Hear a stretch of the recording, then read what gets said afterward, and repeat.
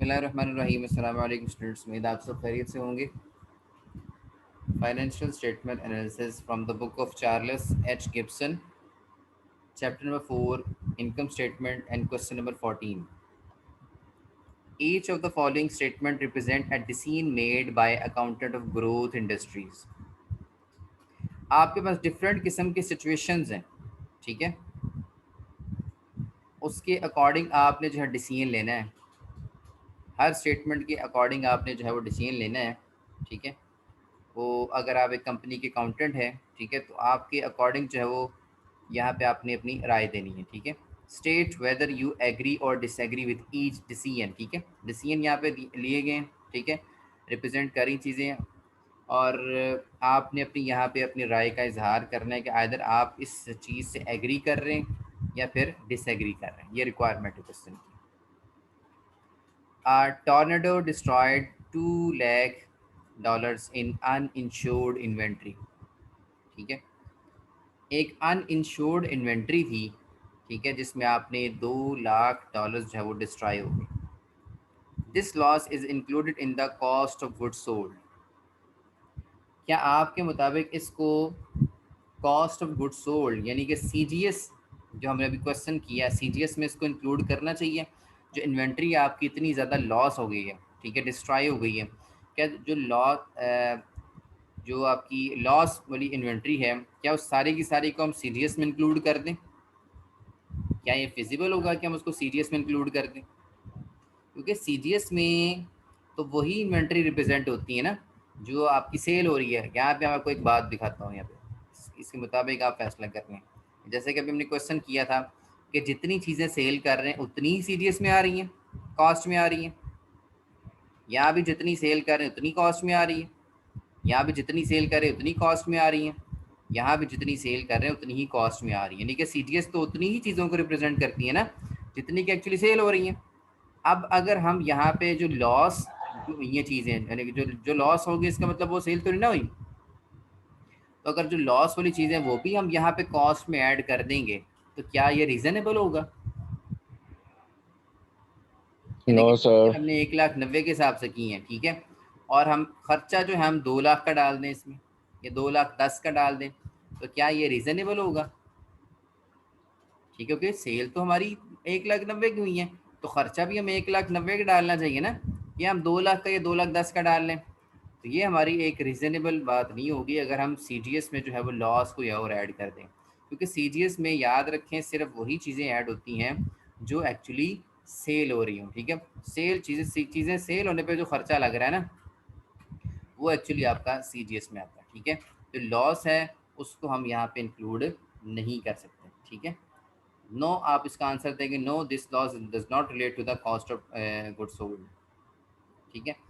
या आपकी बेसिकली आप इसको एक्स्ट्रा ऑर्डनरी लॉस या अनयूजुअल आइटम में कंसिडर कर सकते हैं, ठीक है। जैसे कि हम इनकम स्टेटमेंट बनाते हुए नेट इनकम के बाद जो है वो चीज़ें लिखते हैं ना, डिसकंटिन्यूड ऑपरेशन लिखते हैं, हम डिस्पोजल की बात करते हैं, चेंज ऑफ अकाउंटिंग प्रिंसिपल की बात करते हैं, तो इसको आप वहाँ पे एडजस्ट कर सकते हैं। लेकिन ये सीजीएस में एडजस्ट नहीं होगी, आप पहली स्टेटमेंट से डिसएग्री करेंगे, नो। दूसरी बात, land was purchase 10 years ago for $50,000। 10 साल पहले आपने ज़मीन खरीदी है। The accountant adjust the land account to $1 lakh which is estimated current value. कहता है 10 साल पहले आपने एक ज़मीन खरीदी है $50,000 की। जो अकाउंटेंट है वो लैंड को एडजस्ट कर रहा है 1 लाख के हिसाब से, which is a current value. तो क्या चीज़ों को हमें करंट वैल्यू के एसेट्स जो होते हैं, एसेट्स के हवाले से क्या रूल होता है कि अगर हमने एसेट्स को बैलेंस शीट में लिखना है तो हम किसके मुताबिक लिखेंगे? क्या हम उनकी करंट वैल्यू के मुताबिक लिखेंगे एसेट्स को, या जिस वैल्यू के ऊपर हमने उनको ख़रीदा था उसकी वैल्यू के ऊपर लिखेंगे? दो आपके पास डिसीजन है, दो आपके पास चीज़ें, या तो जिस वैल्यू के ऊपर एसेट को ख़रीदा उसके ऊपर लिख दें, और या आपने जो करंट मार्केट वैल्यू उसकी चल रही है उसके ऊपर लिख दें। तो एसेट के लिए एक रूल होता है हिस्टोरिकल कॉस्ट, ठीक है। हिस्टोरिकल कॉस्ट अकाउंटिंग कॉन्सेप्ट है, ठीक है। अकाउंटिंग कॉन्सेप्ट हिस्टोरिकल कॉस्ट ये कहता है कि एसेट को जिस वैल्यू पर आपने ख़रीदा है उस वैल्यू के ऊपर ही बैलेंस शीट में उसको लिखा जाएगा। हमें इस चीज़ से कोई कंसर्न नहीं है कि एसेट की वैल्यू में इंक्रीज़ हो गई है, डिक्रीज़ हो गई है, ठीक है। आपने जिस वैल्यू के ऊपर एसेट को लिखा है, ख़रीदा है, आपने उसी वैल्यू के ऊपर आपने उसको लिखना है। हिस्टोरिकल कॉस्ट के ऊपर आप उसको लिखेंगे और उसमें से आप डेप्रिसिएशन को माइनस करते जाएंगे। ठीक है जी। अगर कोई एसेट की वैल्यू में मार्केट वैल्यू में इंक्रीज़ आती है तो मार्केट वैल्यू से हमें कोई सरोकार नहीं है, मार्केट वैल्यू को हम इग्नोर कर देंगे। हमने एसेट को हमेशा उसी वैल्यू पे लिखना है जिस पे हमने उसको परचेज किया था, ख़रीदा था। तो हम इस दूसरी स्टेटमेंट से भी हम डिसएग्री करेंगे। ठीक है। No land is carried at historical cost, हम ये रीज़न दे सकते हैं, land is carried at historical cost. उसके बाद नंबर सी है आपके पास, the cost of machinery and equipment is charge to a fix asset account. जो मशीनरी की कॉस्ट और इक्विपमेंट है वो फिक्स एसेट अकाउंट में हमने चार्ज कर दी है। The machinery and equipment will be expensed over a period of use. ठीक है। हमारा जो मशीनरी और इक्विपमेंट होता है हमारा फिक्स एसेट ही होता है। फिक्स एसेट क्या होते हैं? जो हमारे हमें एक साल से ज़्यादा फ़ायदा दें और वक्त के साथ साथ जिस तरह हम उनको यूज़ करते जाएंगे उनकी डेप्रिसिएशन हम माइनस करते जाएंगे। ठीक है। तो मशीनरी और इक्विपमेंट का ताल्लुक फिक्स एसेट्स के साथ ही है हमारा। ठीक है। तो ये बिल्कुल ठीक किया उसने उसने मशीनरी और इक्विपमेंट को फिक्स एसेट अकाउंट में चार्ज किया और कहता है वक्त के साथ साथ पीरियड ऑफ यूज़ के साथ हम उसको एक्सपेंस करते जाएंगे, नहीं इसको डेप्रिशिएट करते जाएंगे। तो इस बात से हम बिल्कुल एग्री करेंगे। ठीक है। यस कॉस्ट हम इस जैसे उसने बात की उसी को हम दोहरा देंगे। Yes the cost of machinery equipment should be charge the fix asset account.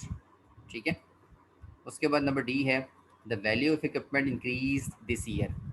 Equipment की जो वैल्यू है इस साल इंक्रीज हो गई है, so no depreciation equipment was recorded this year. Equipment की वैल्यू इंक्रीज होने से डेप्रिसिएशन का ना चार्ज करना, ठीक है, इस बात से हम जो है वो एग्री नहीं कर सकते। ठीक है। क्योंकि डेप्रिसिएशन जो है वो वक्त के साथ साथ जो है वो रिकग्नाइज होनी है, जितना हम उसको यूज़ करते जाएंगे डेप्रिसिएशन उतनी हमने चार्ज करनी है। अब उसकी वैल्यू मार्केट वैल्यू में जो इजाफा हो गया है, ठीक है, उसकी वजह से ये तो नहीं हो सकता कि हम जो उसकी डेप्रिसिएशन को मतलब माइनस करना छोड़ दें। डेप्रिसिएशन को तो हमने फैसला किया हो कि हर साल हमने इतनी माइनस करनी है, हर साल हमने 10% इसका माइनस करना है, 20% माइनस करना है। ठीक है। और या हम स्ट्रेट लाइन मेथड यूज़ करते हैं कि हर साल हम फिक्स माइनस कर रहे होते हैं। ठीक है। या डायमेंशनिंग में यूज़ करके हम हर साल जो है वो परसेंटेज माइनस कर रहे होते हैं। ठीक है। जितनी बच जाती है तो डेप्रिसिएशन तो हमने माइनस करनी ही करनी है। ठीक है। हाँ, अगर उसकी मार्केट में वैल्यू इंक्रीज़ हो गई है तो इसकी वजह से डेप्रिसिएशन को हम रोक नहीं सकते। डेप्रिसिएशन हमने माइनस करते जानी है उसकी हर साल। ठीक है। मार्केट में वैल्यू इंक्रीज़ हो गई है, पहले भी जैसे हमने बात की थी, हमें उससे कोई सरोकार नहीं है कि इक्विपमेंट की वैल्यू इंक्रीज़ हो गई है तो उसको हम करंट वैल्यू पे लिख लें, ये भी गलत बात है। उसकी डेप्रिसिएशन को ना चार्ज करें, ये भी गलत बात है। ठीक है। तो हम इस स्टेटमेंट से एग्री नहीं करेंगे। No depreciation should be recognize over the period of use. जिस तरह हम उसको यूज़ करते जाएंगे, ठीक है, हमने उसके डेप्रिसिएशन को चार्ज करते जाना है। ठीक है। जिस तरह इसको आप लिख सकते हैं रीज़न इसकी, no we disagree and depreciation should be charged over the period of use। ठीक है। जिस तरह जैसे हम इसको यूज़ करते जाएंगे डेप्रिसिएशन चार्ज होती जाएगी। नेक्स्ट हमारे पास आती है जी, during the year inventory the cost that cost 5000 was stolen by employees. Company के एम्प्लॉयज़ ने जो कंपनी की इन्वेंट्री थी 5000 की, उसको क्या कर लिया? चुरा लिया। This loss has been included in the cost of goods sold for financial statement. कहते ये जो आपका लॉस हुआ है इसको आपने CGS में चार्ज कर दिया।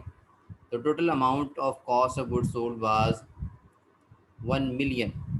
अच्छा, अब 1 मिलियन में 5000 की कोई हैसियत नहीं मेरे ख्याल में। ठीक है। अब 5 अगर तो होता ना कोई 1 लाख की मतलब उठा के ले गए होते हैं, 2 लाख की, तो वो एक सिग्निफिकेंट वैल्यू थी। ठीक है। अब 1 मिलियन में 5000 की कोई हैसियत नहीं है। ये जो छोटे मोटे लॉस होते हैं ना, इनको आप CGS में चार्ज कर सकते हैं। थोड़ा सा आपका मटेरियल लीक हो गया, ठीक है, इवेपोरेट हो गया, थोड़ा बहुत जो नॉर्मल लॉसेज हैं। ठीक है। जो नॉर्मल लॉसेज हैं ना, नॉर्मल लॉसेज को हम चीज़ों की कॉस्ट में एडजस्ट कर देते हैं। फॉर एग्जांपल आप 1000 पेन डिस्पैच कर रहे थे, 1000 पेन डिस्पैच कर रहे थे, तो 5-10 पेन जो है वो रास्ते में ख़राब हो गए, गिर गए। ठीक है। या उनकी अंदर से जो मशीनरी ख़राब हो गई। ठीक है। तो उनकी जो कॉस्ट है बाकी जो 990 पे हम डाल सकते हैं। जो नॉर्मल कॉस्ट है उनको हम बाकी चीज़ों की कॉस्ट में एडजस्ट कर सकते हैं। लेकिन अगर अगर एबनॉर्मल लॉस आ जाए, ठीक है, उसको नहीं हम एडजस्ट कर सकते कि ऊपर हमारा कैसे अब नॉर्मल लॉस आया था 2 लाख की इन्वेंट्री जो है डिस्ट्रॉय होगी। अब 2 लाख की इन्वेंट्री को बाकी इन्वेंट्री के ऊपर हम उसकी कॉस्ट को मतलब सेटल नहीं कर सकते। ठीक है, 1000 पेन आप डिस्पैच कर रहे हैं, बीच में से 400 पेन डिस्ट्रॉय हो गए, तो 400 की कॉस्ट बाकी 600 पे नहीं डाल सकते हैं। हाँ, अगर 5-10 पेन हमारे डिस्ट्रॉय हो गए हैं या 15-20 भी हो गए हैं, ठीक है, तो उनको हम बाकी 980 पे हम डाल सकते हैं उसकी कॉस्ट। तो यहाँ पे हम जो है इस बात से एग्री करेंगे, बिल्कुल ठीक बात है। अगर 5000 की कॉस्ट है, वो 10 लाख की आपकी इन्वेंट्री है, ठीक है, तो उसमें उसने 5000 की कॉस्ट अगर एडजस्ट कर दी तो उसमें कोई मुज़ायका नहीं, बहुत ये मिनिमल सी कॉस्ट है, ठीक है, वो थोड़ी कॉस्ट है, इसको हम चार्ज कर सकते हैं, ये आपका एक नॉर्मल लॉस है, ठीक है, इसको हम बाकी चीज़ों पे एडजस्ट कर सकते हैं। तो yes, some loss to employees would be expected and it is immaterial in relation to the cost of goods sold। जो आपके इमटेरियल लॉसेज होते हैं उनको हम इसमें चार्ज कर सकते हैं, ठीक है। नेक्स्ट आपके पास है जी the president of the company, the president of the company who owns the business use company funds to buy a car for personal use, the car was recorded in the company's books. देखें, आपको एक concept पता होना चाहिए कि मालिक जो अपनी ज़ाती इस्तेमाल के लिए चीज़ें लेकर जाता है उसको हम बिज़नेस की बुक्स में नहीं डाल सकते, क्योंकि फॉर बिज़नेस वो एक्सपेंस नहीं है। अब ये एक्सपेंस तो मालिक का अपना है, ये मालिक के खाते में डलेगा, ये बेसिकली ड्राइंग्स के जुमरे में आए, ठीक है, ये कंपनी का एक्सपेंस नहीं है, ठीक है, इसने मालिक ने अपने यूज के लिए लिया है, अपने जाती इस्तेमाल। अब ये बिजनेस का एक्सपेंस नहीं, क्योंकि बिजनेस के लिए यूज नहीं हो रहा, ठीक है। अब प्रेसिडेंट कंपनी क्या, उसने एक कार खरीदी है कंपनी के पैसों से, ठीक है, लेकिन वो अपने ज़ाती इस्तेमाल के लिए। अब ये ड्राइंग्स के ज़ुमरे में तो आएगा, लेकिन कंपनी की बुक्स में नहीं आएगा। कंपनी की बुक्स में वही आएगी जो चीज़ कंपनी के पर्पज़ के लिए खरीदी जाए, ऑफिस ऑफिस के यूज़ के लिए खरीदी जाए, वहाँ पे इसको यहाँ पे चार्ज किया जाएगा। तो यहाँ पे हम इस बात से डिसएग्री करेंगे, no, this car should not be recorded on the company's books unless it is to be use for the business और कंपनी यूज़, ठीक है। जब तक ये बिजनेस या कंपनी यूज़ के लिए नहीं होगी हम इसको कंपनी के बुक्स में चार्ज नहीं कर सकते। ये आपका हम इस स्टेटमेंट से डिसएग्री करेंगे, ठीक है। Should not be recorded in the company's books because it is not for the company use और बिजनेस यूज़। तो ये हमारी जो है क्वेश्चन नंबर 14 था। इस हवाले से अगर आपको क्वेश्चन तो आप लोग डिस्कस कर सकते हैं। नेक्स्ट क्वेश्चन आपका है जी क्वेश्चन नंबर 15 है, 4-15। आपके पास Gaffney Corporation covers the year ended December 31, 2008। Gaffney Corporation की इनकम स्टेटमेंट दी गई, ईयर एंडेड दिसंबर 31, 2008। रेवेन्यू दिए गए, रेवेन्यू फ्रॉम सेल है, अदर रेवेन्यू है, टोटल रेवेन्यू है, ठीक है। और ये आपकी सिंगल स्टेप इनकम स्टेटमेंट बनाई हुई है, पता है कि रेवेन्यूज इकट्ठे रिकॉर्ड कर लिए हैं, एक्सपेंस इकट्ठे, मल्टीपल स्टेप नहीं है, भी आपको याद होना चाहिए कौन सी बनाई हुई है। तो ये सिंगल स्टेप वाली है। रेवेन्यूज इकट्ठे रिकॉर्ड कर लिए, टोटल रेवेन्यू आ गए, फिर सारे एक्सपेंसेस इकट्ठे रिकॉर्ड करके इंक्लूडिंग इनकम टैक्स सारे हमारे पास टोटल एक्सपेंस आ गए, और रेवेन्यूज में से एक्सपेंसेस माइनस कर दी, हमारे पास नेट इनकम आ गई, ठीक है। उसके बाद जो अदर चीज़ें हैं हमारी जो नॉन रिकरिंग है उनको तो हमने अलग ही रखना है, ठीक है। अदर कंप्रीहेंसिव इनकम है, ठीक है, available for sale securities adjustment है, नेट ऑफ 5000 इनकम टैक्स, ठीक है। ये हमारा जो है सेल सिक्योरिटीज़, जो हमने सिक्योरिटीज़ की जो सेल के लिए होता है हमारे पास, ठीक है, वो उसके हवाले से चीज़ें दी गई हैं यहाँ पे। और उसके अलावा फॉरेन करेंसी ट्रांसलेशन एडजस्टमेंट दी गई है आपके पास। फॉरेन करेंसी ट्रांसलेशन एडजस्टमेंट से मुराद क्या होता है कि आप ने रुपीज़ को अगर डॉलर्स में कन्वर्ट किया तो आपको फ़ायदा हो गया, कि डॉलर्स को आपने रुपीज़ में या पाउंड्स में कन्वर्ट किया तो आपको फ़ायदा हो गया, ठीक है। तो फॉरेन करेंसी ट्रांसलेशन एडजस्टमेंट इसको कहते हैं।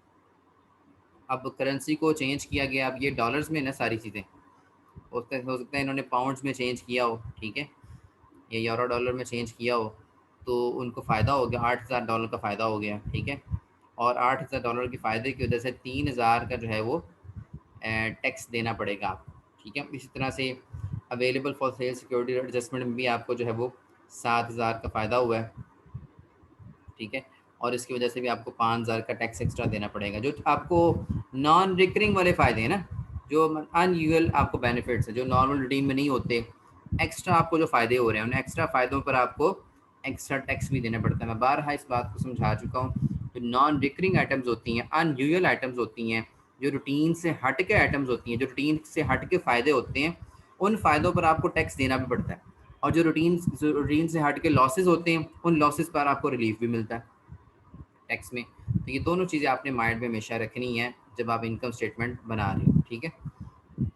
और या इसके क्वेश्चंस कर रहे हैं। उसके बाद अदर कंप्रीहेंसिव इनकम आपको दी गई है, ठीक है। ये आपकी दो इनकम्स हैं, other come available for sale securities adjustment के हवाले से और फॉरेन करेंसी के हवाले से। कंप्रीहेंसिव इनकम आपके पास आ गई थी 75,000 और 15,000 जमा करके आपके पास जो है वो 90,000 आ गई है कंप्रीहेंसिव मिला के सारी। रिक्वायर क्या कर रहा है आपसे, व्हाट विल नेट इनकम और comprehensive income tend to be more volatile, comment, ठीक है। क्या ये मोर वोलेटाइल है या नहीं है कंप्रीहेंसिव इनकम? हाँ जी बताएं।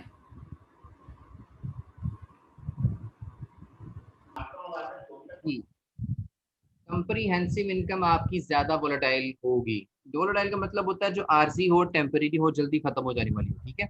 अब कंप्रीहेंसिव इनकम, इसका जवाब ये पहले कि कंप्रीहेंसिव इनकम आपकी ज्यादा वोलेटाइल होगी देन नेट इनकम। उसकी वजह क्या है? ये जो कंप्रीहेंसिव इनकम बनी है ये नॉन रिकरिंग आइटम्स की वजह से बनी है, और नॉन रिकरिंग आइटम्स बार बार थोड़ी आने, नॉन रिकरिंग आइटम्स तो कभी कभी आने वाली है। तो लिहाजा कंप्रीहेंसिव इनकम भी कभी कभी बनेगी ना, जल्दी खत्म हो जाएगी। नेट इनकम तो हमेशा रहेगी, नॉन रिकरिंग आइटम खत्म भी करते हैं, नेट इनकम पे कोई फर्क नहीं पड़ेगा, वो तो रहनी है। तो ज्यादा देर रहने वाली कौन सी है? नेट इनकम, ठीक है। कंप्रीहेंसिव इनकम जो है वो खत्म हो जाएगी जल्दी, वो वोलेटाइल ज्यादा है नेट इनकम से, क्योंकि वो आरसी चीजों की बेस पे बनी हुई है, और वोलेटाइल भी हम कहते हैं आरसी को, इसलिए जो comprehensive income more volatile than net income. Next हमारा क्वेश्चन क्या जी, what income figure will be use to compute earning per share, ठीक है। कौन सी इनकम जो है वो हम यूज करेंगे अपनी अर्निंग पर शेयर को फाइंड आउट करने के लिए, ठीक है। हाँ जी बताएं। Net income. बिल्कुल सर सही। Net income. नेट इनकम को हम यूज करेंगे अपनी अर्निंग पर शेयर को कैलकुलेट करने के लिए। उसकी वजह क्या है? देखें, अगर हम अपनी कंप्रीहेंसिव इनकम को यूज करेंगे ना, हमें यूज करना चाहिए नेट इनकम को अर्निंग पर शेयर में। फॉर एग्जाम्पल शेयर हमारे हैं, फॉर एग्जाम्पल 10,000 शेयर हैं, ठीक है। तो 75,000 को 10,000 पर डिवाइड करेंगे तो 75 जो आपका आंसर आ जाएगा एक शेयर के ऊपर जो प्रॉफिट है। तो हमें नेट इनकम को यूज करना चाहिए। अगर हम यूज करेंगे ना कंप्रीहेंसिव इनकम को, तो हमारा एक शेयर पे प्रॉफिट आ रहा होगा 90 का, ठीक है। अगर फॉर एग्जाम्पल 10,000 शेयर है, तो अगर इस साल तो 90 आ गया, अगले साल तो ये चीज़ें नहीं होंगी। अगले साल जब 90 नहीं आएगा तो शेयर होल्डर्स के ऊपर एक रॉन्ग इमेज जाएगा कि भाई कंपनी ने पिछले साल तो ज़्यादा प्रॉफिट दिया था लेकिन इस साल तो हमें कम प्रॉफिट दिया। अब कंपनी को किस तरह समझाया कि पिछले साल तो नॉन रिकरिंग आइटम की वजह से प्रॉफिट ज़्यादा हुआ था, ठीक है। इस साल तो नॉन रिकरिंग आइटम है ही नहीं, हम किस तरह इस साल ज़्यादा प्रॉफिट दें आपको? तो लिहाजा इस खपत से बचने के लिए कंपनी जो है उसको कंप्रीहेंसिव इनकम के ऊपर जो प्रॉफिट नहीं देना चाहिए, उसको जो अर्निंग पर शेयर कैलकुलेट करनी चाहिए वो नेट इनकम के ऊपर कैलकुलेट करनी चाहिए, ताकि वो जो इन्वेस्टर्स हैं, जो शेयर होल्डर्स हैं, उनको रॉन्ग इमेज ना जाए नेक्स्ट ईयर, ठीक है, इस वजह से। उसके बाद what is the total tax expense reported, ठीक है। तो टोटल टैक्स जो रिपोर्ट करना चाहिए वो कितना है, ठीक है। आपको मैंने बताया कि आप एक्चुअल टैक्स को देखें और जो रिलीफ हैं या जो टैक्स एक्स्ट्रा पे कर रहे हैं उनको एडजस्ट करें और फिर आपकी टैक्स की टोटल अमाउंट आ जाएगी। अब आप देखें एक्चुअली जो टैक्स था हमारा कितना था, federal and state income tax वो 30,000 का है, 30,000 का है। अब हमारे पास कोई रिलीफ है, ये जो हमने एक्स्ट्रा पे करने वो उसमें एडजस्ट करेंगे। देखें यहाँ पे दो दो तरह के प्रॉफिट हो रहे हैं हमें एक्स्ट्रा, 7,000 का प्रॉफिट है, 8,000 का प्रॉफिट, ठीक है। इनके ऊपर हमारे पास एडजस्टमेंट है 5,000 की, 3,000 की। ये एक्स्ट्रा प्रॉफिट हमें देने पड़ने हैं क्योंकि हमें एक्स्ट्रा प्रॉफिट हुए, इनके ऊपर हमें एक्स्ट्रा जो टैक्स है वो देने पड़ेंगे। 5,000 का टैक्स भी ऐड करेंगे 35 में, ठीक है, और 3,000 का टैक्स भी ऐड करेंगे 30,000 में, तो हमारा टोटल जो टैक्स अमाउंट है वो कितनी हो जाएगी, 38,000 हो जाएगी, ठीक है। तो ये जो दोनों हमें एक्स्ट्रा प्रॉफिट हुए ना नॉन रिकरिंग आइटम से, इन एक्स्ट्रा प्रॉफिट की बेस पे हमें एक्स्ट्रा टैक्सेस अदा करने पड़ेंगे, ठीक है। तो 38,000 जो है हम टैक्स अदा करेंगे। इसके बाद हमारे पास लास्ट है जी, will the items within the other comprehensive income always net out as an addition to net income. हाँ जी, बताएं इसका क्या आंसर होगा। वो सिचुएशन। तो इसमें हम देखेंगे कि हमारा जो है ना जो नॉन रिकरिंग आइटम्स हैं उनकी वजह से हमें प्रॉफिट हो रहा है या लॉस हो रहा है। ठीक है, अगर तो हमें प्रॉफिट हो रहा है तो हम ऐड करेंगे नेट इनकम में। ठीक है, लेकिन अगर हमें लॉस हो रहा है, जैसे पिछले सवालों में डिस्कस किया है, लॉस हो रहा है तो फिर तो हम ऐड नहीं करेंगे ना। तो इस तरह से इसका आंसर क्या बनता है, नो। नो, हम यहाँ बात कर सकते हैं कि items could be added in the net income और could be deducted from the net income. ठीक है, हम इसको ऐड भी कर सकते हैं, हम इसको डिडक्ट भी कर सकते हैं, और आप लिखना चाहें तो लिख भी सकते हैं these items could net as an addition to net income और a reduction from the net income. ठीक है, इसको हम ऐड भी कर सकते हैं नेट इनकम में, डिपेंड सूरत हाल क्या है, ऐड भी कर सकते हैं नेट इनकम में और इसको डिडक्ट भी कर सकते हैं नेट इनकम से। ठीक है जी, तो इस तरह से हम इसको चीज़ों को लेके चलेंगे, तो इसका आंसर क्या बनेगा, नो। ठीक है, ऑलवेज हमेशा हमने ऐड नहीं करनी, डिपेंड करेगा हम हमारा प्रॉफिट हो रहा है लॉस हो रहा है। ठीक है, प्रॉफिट होगा तो ऐड कर देंगे, लॉस होगा तो माइनस कर देंगे, हमेशा ऐड नहीं होगी, इसका आंसर नो बनेगा। ठीक है, तो that's all about today's topic. अगर आपका कोई क्वेश्चन है यहाँ तक तो आप तो डिस्कस कर सकते हैं। Thank you so much.